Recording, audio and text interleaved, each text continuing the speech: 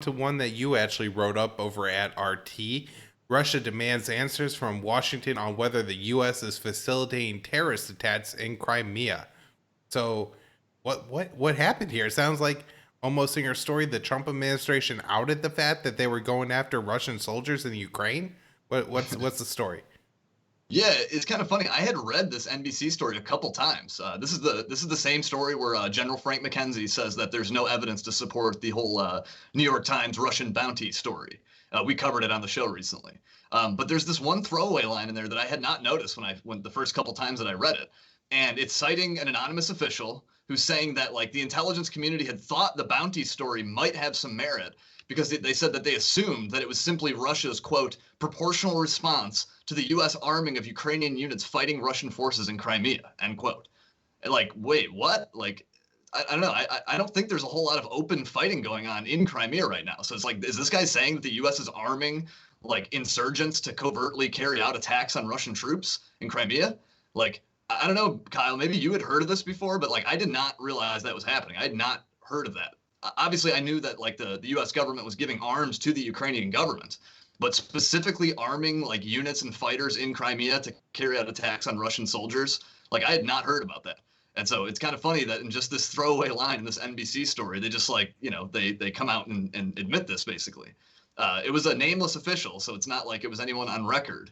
And they don't really elaborate either. They mention it once and then just drop it. They skip forward to other subjects.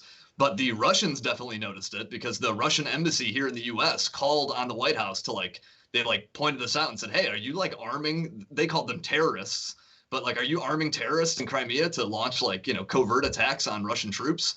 Obviously Russia considers Crimea its own territory. They annexed it in 2014. And there was, of course, like a status referendum that like overwhelmingly voted to rejoin Russia. Crimea had previously been a Russian territory, but like early on in the Soviet Union, it was handed over to the Ukrainians. But they voted to leave and rejoin the Russians.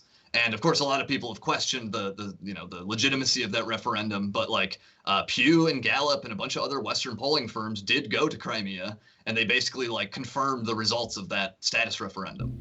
So, that's why there are, this is now considered Russian territory, and there would be Russian troops there for the U.S. to launch attacks on, apparently. And so far, I don't think there's been any response from the U.S. to the Russian embassy saying like, hey, can you explain this? But, I do think this is fascinating. I didn't find much else reporting on the subject either. I was trying to look for like other stuff on covert operations or arming fighters in Crimea. Couldn't really find much, but that's definitely something I'd like to look into and return to if we can find some more on it. Yeah, so I actually was when I read this, I looked around just to see if the U.S. clarified because my initial thought was, oh, this must be some know nothing official, kind of just talking and meant to say like Donbass, or didn't realize that there were that Crimea didn't represent all of rebel held Ukraine. But it seems pretty clear that the U.S. would have just like clarified that to Russia and probably publicly, just kind of clear there that no, we're supporting the fighters in the Donbass, which everybody knows about. And in fact, Trump was, almost impeached. Well, he was impeached over the fact that, he maybe held up a little bit of that aid. The other thing I want to mention is how provocative this is, if it's true. Or even if it's not. I mean, I could only imagine what would happen if some Russian official, if, Russian media quotes a senior Russian official saying that Russia is sponsoring separatists or insurgents or freedom fighters or however they want to phrase it in like Hawaii or even Puerto Rico. People would lose their mind. Crimea is now Russian proper. So that, it's like saying Russia sponsoring terrorist attacks in Hawaii. That's definitely how the American media would interpret it. And there would be a heavy demand for Trump to do something. And so, just that this really doesn't get picked up on, isn't discussed, is very concerning for me. Yeah, it's an incredible kind of like just a admission that you can read in NBC all of a sudden, but then like yeah, they drop it. They mention it once, then never return to it. It's just like, wait, what? Elaborate, please. Right? Yeah.